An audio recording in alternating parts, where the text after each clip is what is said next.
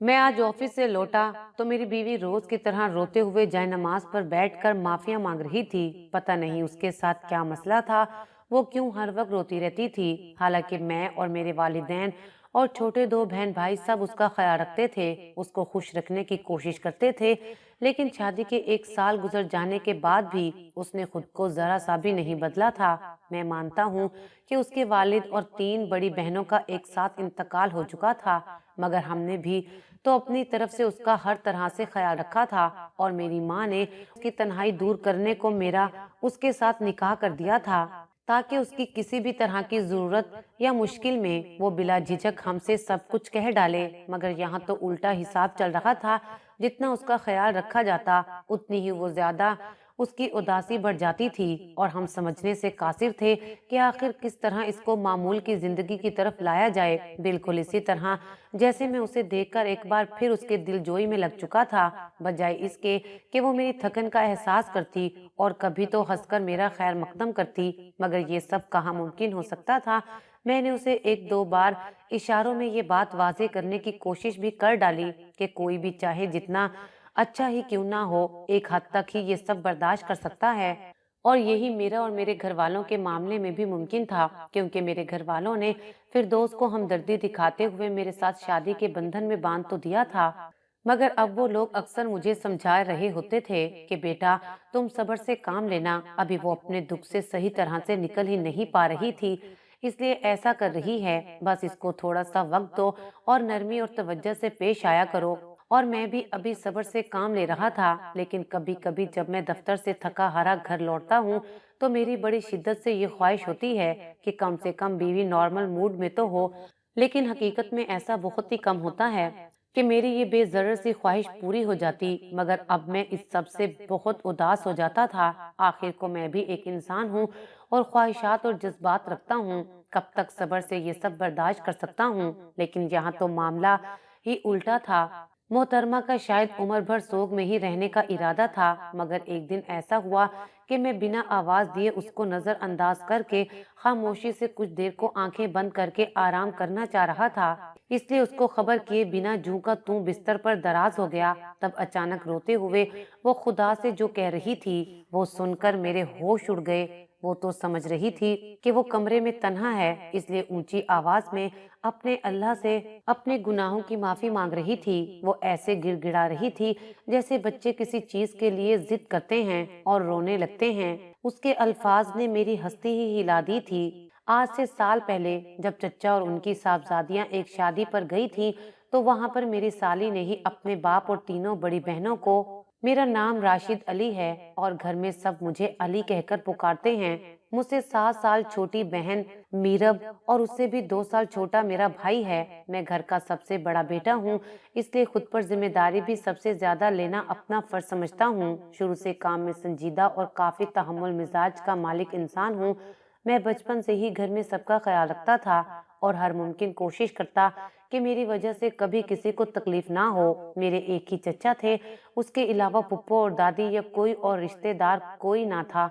और चचा का घर भी हमारे घर वाली गली छोड़कर तीसरी गली के वस्त में था और उनके घर की मसाफत बमुश्किल 5 से 7 मिनट पैदल चल के जाने की थी। माँ और बाबा के ख्याल के मुताबिक हमें हर वक्त उनका साथ देना चाहिए और उनका ख्याल रखना चाहिए। सो मैं भी उनके घर में चक्कर लगा लिया करता था और ये सरासर मेरी अपनी जाती राय थी। बाबा ने मुझे कभी नहीं कहा था कि मैं वहां भी जाया करूं। बस हमारे दिलों में उन लोगों ने इस ख्याल को पुख्ता किया कि वक्त पड़ने पर हमें उनका साथ जरूर देना चाहिए। और वो हमारे इकलौते चचा का घर है और वो बाबा के छोटे भाई भी थे। अच्छे वक्तों में चचा ने समझदारी से काम लेते हुए मार्केट में 4 दुकानें लेकर किराए पर दे रखी थी, जिनसे हर माह खासी माकूल रकम उनके हाथ आ जाती थी। मगर उन्होंने इन पैसों का बेदरेग इस्तेमाल ना किया था और घर की जरूरत के मुताबिक रकम खर्च करते थे। मुआशी लिहाज से वो लोग अच्छे खासे थे। मेरे चचा का कोई बेटा नहीं था और बेटा ना होने की वजह से वो अक्सर परेशान रहते थे। चच्ची घरेलू और निहायत सादा लू खातून थी। उन्हें जमाने की ऊंच नीच या चालबाजी की कोई समझ ना थी और उनकी बेटियां भी सादी सी थीं। चचा एक टांग से माजूर थे। इसी वजह से जब किसी न किसी को छोटी मोटी तबीयत खराबी के बायस अस्पताल भी ले जाना पड़ता तो वो घबरा जाते थे। वो अक्सर मुझे फोन करके अपने घर बुला लिया करते थे। मैं रोज ही उनके घर का चक्कर लगाता था, मगर एक साथ रहना हमारे लिए मुमकिन ना था। पहली बात ये थी कि मैं एक लड़का था, इसलिए उनकी जवान बेटियों का और हमारा एक ही छत के नीचे एक साथ रहना सही ना जाना जाता था। सारी उम्र हमने छोटा तो रहना ही नहीं था। बड़ा होने के बाद किसी बुराई का शिकार हो जाने से बेहतर था कि दोनों भाई अपने अपने घरों में मकीम रहें और वक्त बे वक्त एक दूसरे का हाल चाल पूछते रहें। चचा की सबसे बड़ी बेटी हीरा मुझसे साल छोटी थी और यक्के बाद दीकरे चारों बेटियों के पैदा होने के बाईस सबसे छोटी का मुझसे उम्र में 6 साल का फर्क था। सो सभी एक साल पल बढ़कर जवान हो गए। इन सभी बहनों ने बीए तक तालीम हासिल की और फिर घर पर सुकून से बैठ गईं। चच्ची की तबीयत अक्सर खासी नासाज रहती थी, इसलिए घर का सारा निजाम इन बहनों ने मिलजुल कर संभाल रखा था। मगर तीसरे नंबर वाली बेटी के बीए के इम्तहानात के बाद चच्ची का इंतकाल हो गया। ये मौत उनके लिए नागहानी आफत थी। सारी बेटियों का गम से बुरा हाल था। चचा की भी दुख से हालत गैर थी। उनके दुख का वो आलम था कि मैं बयान नहीं कर सकता। वालिदैन से बिछड़ने का गम बहुत बड़ा होता है। जिंदगी के सफर में वैसे तो हर किसी के लिए कांटे होते हैं, मगर जब किसी के सामने इस तरह के दुख हों तो सही मायनों में वालिदैन की कदर करने को दिल चाहता है। और यही सब मेरे साथ भी हुआ था। मेरे दिल में अपने वालिदैन की कदरों मंजिलत मजीद बढ़ गई थी और उनका दुख भी बहुत करीब से महसूस हो रहा था। रो रो कर मेरे चचा और उनकी बेटियों की आंखों में आंसू तो जैसे खत्म हो चुके थे, मगर उनका दुख कम नहीं हुआ था। लेकिन क्या खूब कहा है किसी ने कि वक्त से बड़ा मरहम कोई नहीं होता। उन्हें भी वक्त गुजरने के साथ सब्र आ ही गया था और रफ्ता रफ्ता वो सब मामूल की जिंदगी गुजारने के काबिल हो गए थे। मगर उनका घर वीरान होकर रह गया था। माँ का साया हमेशा के लिए उनके सर से उठ गया था। कुछ दिन तो दोस्त अहबाब रुक सकते हैं, मगर फिर हर किसी को अपने घर भी संभालने होते हैं। मगर जब तक सब चचा के घर रुके हुए थे, सबने हर लिहाज से भरपूर ताउन किया था। चच्ची के बहन भाइयों ने 10-15 दिन उनके गम में बराबर का साथ दिया। उन्हीं दिनों मेरे अब्बा ने मेरा रिश्ता चच्ची की बड़ी बेटी से तय कर दिया और 1 साल बाद शादी की तारीख भी रख दी थी। और फिर कुछ दिनों के बाद जब सब लोग अपने घर वापस चले गए, अब बस हम ही रह गए थे जो रोज उनकी तरफ जाते थे और उनकी दिलजोई करते थे। चचा की बड़ी बेटी से मेरा रिश्ता हो चुका था और मैं उसे दिल में पसंद भी करने लगा था। खैर, वक्त इसी तरह गुजरता गया और सब कुछ अपने मामूल के मुताबिक चलता रहा और देखते ही देखते 1 साल गुजर गया। तब मेरे अब्बा ने चचा से वादे के मुताबिक मेरी शादी की बात की। चचा ने भी खुशी से मेरे अब्बा को कह दिया कि अगले माह की कोई भी तारीख रख लो। मेरे अब्बा तो इसी हफ्ते में मेरी शादी करना चाहते थे, क्योंकि शादी की तैयारियां मुकम्मल थीं। मगर चचा ने कहा था कि इस हफ्ते उनकी मरहूम बीवी की बड़ी बहन यानी उनकी बड़ी साली की बेटी की शादी है और वो सब उनकी शादी पर जा रहे हैं। चचा ने कहा कि जैसे ही वो लोग वापस आएंगे, सबसे पहले अपनी बेटी की शादी करेंगे। चचा की सभी बेटियां उनके साथ जा रही थीं। मेरी मंगेतर, जिसे मैं अपने ख्वाब ख्यालों में अपनी बीवी तस्वुर करने लगा था, वो भी चचा के साथ जा रही थी। पता नहीं उस रोज मेरा दिल क्यों उदास उदास था। खैर, चचा अपनी बेटियों को लेकर पंजाब के एक गांव में आ गए थे, जहां पर उनकी साली रहती थी। वहां से चचा रोज बिला नागा दिन के किसी भी हिस्से में बाबा से वीडियो कॉल पर बात करते थे। गांव में खूबसूरत बागात वगैरह की जियारत करवाते रहते और दूसरे मकामात पर भी जियारत के लिए जाते तो बाबा को भी जियारत करा देते। सब कुछ बहुत अच्छे से हो गया था और चंद दिनों बाद उनकी वापसी होनी थी। मगर फिर अचानक से हमारा चचा के साथ राब्ता खत्म हो गया। उनका मोबाइल नंबर ऑफ जा रहा था और हमारे पास उनके अलावा किसी का नंबर नहीं था। बाबा का तो परेशानी के बायस सोना जागना खाना पीना ही फरामोश हो गया था। बार बार कॉल करके खुद को तसल्ली देने की कोशिश करते, मगर नंबर ऑफ जा रहा था। घर में हर तरफ मौत का सन्नाटा छाया रहता। हर शख्स की जुबान पर उनके लिए खैर की दुआ होती, मगर कौन जानता था कि वहाँ क्या कुछ हो चुका है और होने को कौन टाल सकता है भला। सो हम भी कुछ ना कर पाए और फिर मुकर्रर वक्त पर जब मैं बस स्टैंड पर पहुंचा तो मेरी सबसे छोटी साली रोते हुए सामने से आती दिखाई दी। अब्बा को मैं पहले ही जबरदस्ती घर में रहने का कहकर अकेला ही बस स्टैंड पर आया था और उसको अकेला आता देखकर मेरा दिल धक से रह गया था। हर तरफ तेजी से लोग आते और जाते दिखाई दे रहे थे, मगर मुझे ऐसा लग रहा था نہ میں کچھ سننے کے قابل رہا تھا اور نہ بولنے کے قابل رہا ہوں۔ میں اپنے چچا کی سب سے چھوٹی بیٹی کی طرف دیکھے جا رہا تھا جو میری ہی طرف آ رہی تھی۔ تب میری آنکھوں میں نمی پھیلی اور کب یہ نمی دھواں دار آنسو کا روپ اختیار کر گئی، میں بے خبر تھا۔ بس دماغ اسی طرف اشارہ کر رہا تھا کہ میرے پیارے چچا اور ان کی 3 صاحبزادیاں ایک ساتھ، اور اس کا مطلب نہایت دردناک ہی ہوگا۔ ایسا تو ہو نہیں سکتا کہ یہ بس میں اکیلی ہی سوار ہوئی ہوگی اور وہ وہیں رکنے کی ضد کر کے بیٹھ گئے ہوں گے۔ کاش ایسے ہی ہو جاتا، مگر وہ نہ ہوتا جو ہو چکا تھا۔ پچھلے کئی دنوں سے ہم سب کے دل کسی انجانے خوف کے سبب ڈرے ہوئے تھے، مگر ایک ساتھ 4 لوگوں کا ہمیشہ کے لیے نظر سے اوجھل ہو جانا بہت ہی دردناک تھا۔ اب میرے لیے قدم اٹھانا بھی ممکن نہ ہو پا رہا تھا۔ چچا کی چھوٹی بیٹی فردوس میرے قریب پہنچ چکی تھی اور مجھے مسلسل پکار رہی تھی، مگر میں اس کی سن ہی نہیں پا رہا تھا۔ ایسے لگ رہا تھا جیسے وہ صرف ہونٹ ہلا رہی ہو اور آواز نہیں ہے۔ جیسے تیسے میں خود کو سنبھال کر اس کو ہمراہ لیے گاڑی کی طرف بڑھا تھا۔ میرے ذہن میں ابھی بھی سب گڈمڈ ہو رہا تھا۔ میں نے کپ کپاتے لبوں سے بمشکل سے سراتی ہوئی آواز میں اپنے دوست کو کال کر کے بلا لیا تھا۔ میں اس وقت خود کو مفلوج ہوتا ہوا محسوس کر رہا تھا۔ ایسے میں گاڑی چلانا مجھے نامناسب لگ رہا تھا۔ خیر کسی طرح میرے دوست نے ہمیں گھر پہنچایا، اور گھر پہنچ کر میری حالت غیر ہوتی دیکھ کر گھر میں بھی سب کو اندازہ ہو گیا تھا۔ ہمارے گھر 1 سال بعد پھر سے صف ماتم بچھ گئی تھی۔ ہر طرف سوگواری پھیل چکی تھی۔ بابا کو یہ سب سن کر شدید قسم کا جھٹکا لگا اور دیکھتے ہی دیکھتے وہ غش کھا کر گر پڑے۔ انہیں فوری طور پر ہسپتال لے جایا گیا اور اللہ کی کرم نوازی سے فوری علاج کی وجہ سے بابا کی جان بچ گئی تھی۔ چند دن گزرے تو کچھ حوصلہ ہوا اور معاملات کی طرف دھیان گیا۔ پھر دوست سے پوچھا گیا کہ ایسا کیا ہوا تھا کہ سب ختم ہو گئے اور صرف وہی باقی بچی ہے اور اسے ایک خراش تک نہیں آئی ہے۔ اس نے کچھ عجیب و غریب سی کہانی سنائی کہ گاؤں کے قریب ایک چھوٹا سا مگر بہت ہی خوبصورت آم کا باغ تھا۔ وہ ایک نہر کے قریب تھا۔ ہم سب اس باغ کی سیر کرنے کے لیے جا رہے تھے۔ نہر کا پل کراس کرتے وقت وہ پل ٹوٹ گیا اور ایک سیلاب تھا جو ہم سب کو بہا کر اپنے ساتھ لے گیا۔ اس سیلاب کی وجہ سے بہت سی جانوں کا نقصان ہوا ہے۔ پورا گاؤں اس نے اپنی لپیٹ میں لے لیا تھا اور اپنے بچ جانے کے متعلق اس نے یہ بتایا کہ یہ قدرت کی طرف سے ایک معجزہ ہوا ہے کہ وہ جلدی سے گاڑی سے اتر کر ایک اونچے ٹیلے پر چڑھ کر خود کو بچانے میں کامیاب ہو گئی تھی، مگر باقی سب انجانے میں مارے گئے تھے اور وہ کچھ بھی نہ کر پائی تھی۔ بے بسی سے سب کو مرتا دیکھتی رہی اور پھر حکومت کی طرف سے مدد پہنچی اور مجھے کیمپ میں پہنچا دیا گیا۔ اگلے روز دوپہر کے بعد سب کا جنازہ کر دیا گیا تھا۔ وہ سب 50 لوگ تھے اور بابا اور باجی لوگ بھی ان میں شامل تھے، اور 4 دن بعد وہ اپنے شہر کے لیے روانہ ہو گئی تھی۔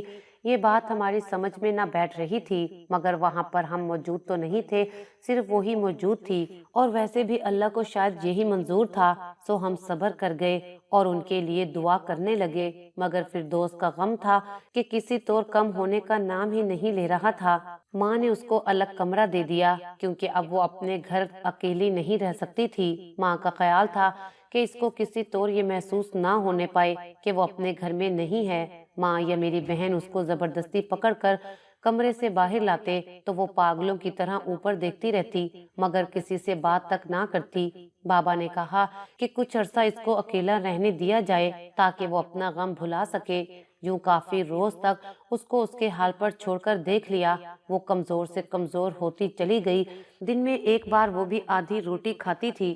ہمیں لگتا تھا کہ وہ ایک دن اپنی جان لے لے گی۔ پھر سب نے مل کر یہ سوچا کہ اس کا کوئی پکا انتظام کیا جائے تاکہ ہر وقت کوئی اس کے ساتھ رہ سکے اور اس کو برا بھی نہ لگے، اور اس کا واحد حل شادی تھا، کیونکہ اس طرح اس کی زندگی کا رخ بدل جانا تھا اور سوچنے کا زاویہ بھی بدل ہی جانا تھا۔ اب مسئلہ اچھے اور قابل اعتبار رشتے کا تھا تو سب نے مجھے ہی اس قابل سمجھا اور اس کی ذمہ داری ہمیشہ کے لیے میرے کاندھوں پر ڈال دینے کا فیصلہ کیا۔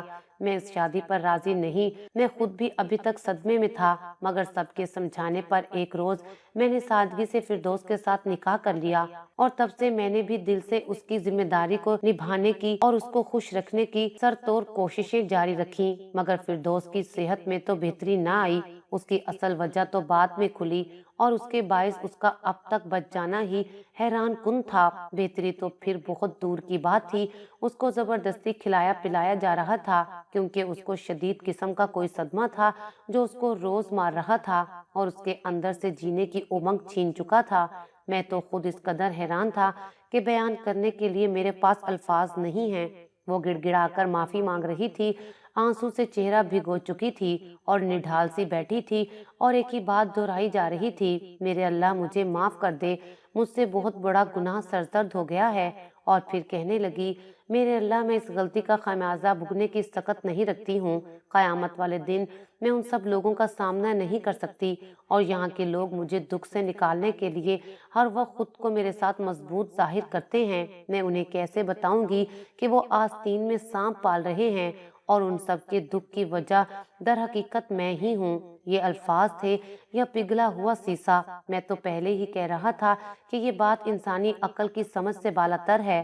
سیلاب سے بچنے کے لیے وہ اکیلی اس مشکل وقت میں ایک اونچے ٹیلے پر کیسے چڑھ چکی تھی؟ میں نے اس کو جھنجھوڑ کر اس کا رخ اپنی جانب کیا تو وہ بری طرح گھبرا گئی اور خوف اس کے چہرے سے صاف دکھ رہا تھا۔ میں نے اسے کہا کہ دیکھو فردوس، تم نے صاف الفاظ میں مجھے سب کچھ نہ بتایا تو میں ابھی جا کر سب کو تمہاری حقیقت بتا دوں گا۔ میرے اندازے کے مطابق یہ دھمکی اپنا کام کر گئی تھی اور اس نے مجھے پہلے تو منت کی اور وعدہ لیا کہ میں اس کے بارے میں کسی کو کچھ نہ بتاؤں گا، اور پھر بتانا شروع کیا کہ شادی پر جانے سے پہلے اس کو ایف اے مکمل کرنے کے بعد زبردستی گھر بٹھا لیا گیا تھا اور وہ اپنی بڑی بہنوں کی طرح نہیں تھی، وہ آگے پڑھنا چاہتی تھی اور اپنی مرضی سے جینا چاہتی تھی، اسے آزادی چاہیے تھی مگر اس پر سختی کر دی گئی تھی۔ گھر سے اس کا نکلنا بند ہو گیا تھا، اس کے دل میں اپنے گھر والوں کے لیے نفرت پیدا ہو گئی تھی اور وہ کب اس مقام پر پہنچ گئی اسے پتہ ہی نہ چلا۔ جب ہوش آیا تو سب ختم ہو چکا تھا اور وقت اس کے ہاتھ سے نکل چکا تھا۔ اس نے بتایا کہ وہ گاؤں جا کر وہاں سے بھاگنے کا منصوبہ بنا رہی تھی کہ وہ اپنی زندگی اپنی مرضی سے جیے گی، مگر اس کی بڑی بہن کو اس کے منصوبے کا پتہ چل گیا۔ اس نے فردوس کو بہت سمجھایا مگر یہ نہ مانی اور اسے دھکا دے کر وہاں سے بھاگ گئی۔ اس نے وہاں سے ٹیکسی پکڑی اور ایک نئی منزل کی طرف روانہ ہو گئی، مگر وہ جس ٹیکسی پر بیٹھی تھی وہ ٹیکسی والا اسے اپنے گھر لے گیا۔ اکیلی لڑکی دیکھ کر اس کی نیت خراب ہو گئی تھی۔ اس کے گھر میں پہلے سے ہی اس کے 4 آوارہ دوست اکٹھے تھے، وہ سب مل کر فردوس کے ساتھ زیادتی کرنا چاہتے تھے۔ اس وقت فردوس کو کچھ سمجھ نہ آیا اور اس نے اپنی عزت بچانے کے لیے جھوٹ کہہ دیا کہ گاؤں میں جس گھر میں اس کی بہنیں اور باپ رہ رہے ہیں ان کے پاس بہت سا زیور اور پیسہ ہے، اگر وہ وہاں جا کر انہیں مار کر یہ پیسہ اور زیور لوٹ آئیں تو وہ ان کی ساتھی بن جائے گی اور ان کے ساتھ رہے گی۔ ویسے بھی وہ گھر سے بھاگ آئی ہے۔ فردوس نے اپنی باتوں سے ان 5 لوگوں کو اپنی مٹھی میں لے لیا تھا۔ وہ یہ نہیں جانتی تھی کہ یہ لوگ عادی مجرم تھے، کسی کو مارنا ان کے لیے کوئی بڑی بات نہیں تھی۔ وہ فردوس کو لے کر واپس اسی گاؤں میں آ گئے۔ فردوس نے انہیں وہ گھر دکھا دیا جہاں اس کی بہنیں اور باپ رہ رہا تھا اور وہ خود ایک سائڈ پر چھپ گئی اور اس طرح ان بندوں کو زیادہ دور نہیں جانا پڑا اور وہیں پر بابا اور تینوں بڑی بہنوں کا خاتمہ کر دیا گیا، مگر ان کی قسمت بری کہ موقع واردات پر وہ خود بھی پکڑے گئے تھے اور وہاں سوائے خون کے کچھ نہ تھا۔ فردوس نے پولیس کو آتے دیکھا تو وہاں سے بھاگ کر شہر یہاں پر آ گئی۔ اسے تو سزا ملنی چاہیے تھی مگر وہ یہاں پر ہماری ہمدردیاں سمیٹ رہی تھی۔ سب کو لگتا کہ فردوس اتنے بڑے سانحے سے گزری ہے، اس وجہ سے اتنی دکھی ہے۔ کسی کو معلوم نہیں تھا کہ اندر ہی اندر وہ خود کو مجرم سمجھ کر اپنی بہنوں اور باپ کا قاتل سمجھ کر روتی رہتی ہے۔ احساس جرم اسے اندر ہی اندر مار رہا تھا۔ وہ اتنی ظالم اور سنگ دل کیسے ہو سکتی ہے؟ ابھی میں یہی سوچ رہا تھا کہ میری بیوی روتے ہوئے بے ہوش ہو گئی، مجھے اسے ہسپتال لے جانا پڑا۔ تب مجھے معلوم ہوا کہ اسے بہت بری بیماری تھی جو اسے رفتہ رفتہ موت کے قریب لے جا رہی تھی۔ شاید اپنے جرم کی وجہ سے اس نے رو رو کر خود کو اندر سے ختم کر دیا تھا۔ میں نے اسے ہسپتال میں داخل کروا دیا مگر ڈاکٹرز کا کہنا تھا کہ اس کے اندر جینے کی امنگ ہی ختم ہو چکی ہے۔ میری بیوی بالکل نڈھال ہوتی جا رہی تھی۔ پھر ایک روز وہ ہوا جس کا ہم نے سوچا تک نہ تھا، جن کو ہم اتنے مہینوں سے مرا ہوا تصور کر رہے تھے، وہ زندہ اور صحیح سلامت واپس آ گئے تھے۔ یعنی میرے چچا اپنی تینوں بیٹیوں کے ساتھ واپس آ گئے۔ میری منگیتر بھی بالکل ٹھیک تھی، سب ان کو زندہ سلامت دیکھ کر بہت خوش ہوئے تھے۔ انہوں نے بتایا کہ وہاں پر کچھ ڈاکوؤں نے ان پر حملہ کر دیا تھا، وہ تو ان کو مارنے والے تھے، مگر بر وقت پولیس نے آ کر ان ڈاکوؤں کو پکڑ لیا تھا، اور اس دوران میرے چچا کی منجلی بیٹی بہت زخمی ہو گئی تھی اور اسے وہیں قریبی ہسپتال میں داخل کروانا پڑا تھا۔ چچا کا موبائل ٹوٹ گیا تھا اور انہیں کسی کا نمبر یاد نہیں تھا۔ تب سے لے کر چچا اپنی بیٹیوں سمیت ہسپتال میں تھے، مگر ان کو لگ رہا تھا فردوس کہیں گم ہو گئی ہے، شاید ڈاکوؤں کے گروہ نے اسے اغوا کر لیا ہے۔ انہوں نے پولیس کی مدد سے اسے وہاں بہت ڈھونڈا، مگر وہ کہیں بھی نہیں ملی تھی۔ تب وہ ہمت ہار کر واپس آ گئے۔ جب میں نے چچا کو ساری حقیقت بتائی اور فردوس کے ارادوں سے آگاہ کیا تو چچا کو بہت بڑا صدمہ لگا۔ وہ بولے، مجھے معلوم ہے میری سب سے چھوٹی بیٹی بہت جذباتی ہو جاتی ہے، ورنہ وہ دل کی بری نہیں ہے۔ چچا کے کہنے پر میں ان کو فردوس کے پاس لے گیا تھا۔ چچا فردوس کی حالت دیکھ کر صدمے میں چلے گئے تھے۔ وہ لاغر سا وجود ان کی بیٹی کا تھا۔ باپ بیٹی کے بیچ بہت دیر تک معافی تلافی رونا دھونا چلتا رہا۔ فردوس کی تینوں بہنیں ہسپتال میں تھیں۔ ان سب نے فردوس کی حالت دیکھ کر اسے معاف کر دیا تھا، کیونکہ ڈاکٹرز نے کہہ دیا تھا کہ اب فردوس چند دن کی مہمان ہے، اسے کسی زہریلے مچھر نے کاٹ لیا تھا، اب اس کا بچنا ناممکن ہو گیا تھا۔ فردوس بہت کمزور ہو چکی تھی، وہ ایک رات خاموشی سے سوئی تو دوبارہ نہیں اٹھی۔ سب کو اس کی موت کا بہت گہرا صدمہ لگا تھا، مگر کوئی کچھ نہیں کر سکا تھا۔ 1 سال بعد میری شادی چچا کی بڑی بیٹی ہیرا سے ہو گئی تھی۔ آخر میں بس اتنا کہوں گا کہ جلد بازی، جذباتی پن اور غصہ ہمیشہ انسان کا نقصان ہی کرواتا ہے۔ اس سے پرہیز کرنا چاہیے، ورنہ پچھتاوے کے علاوہ کچھ نہیں ملتا۔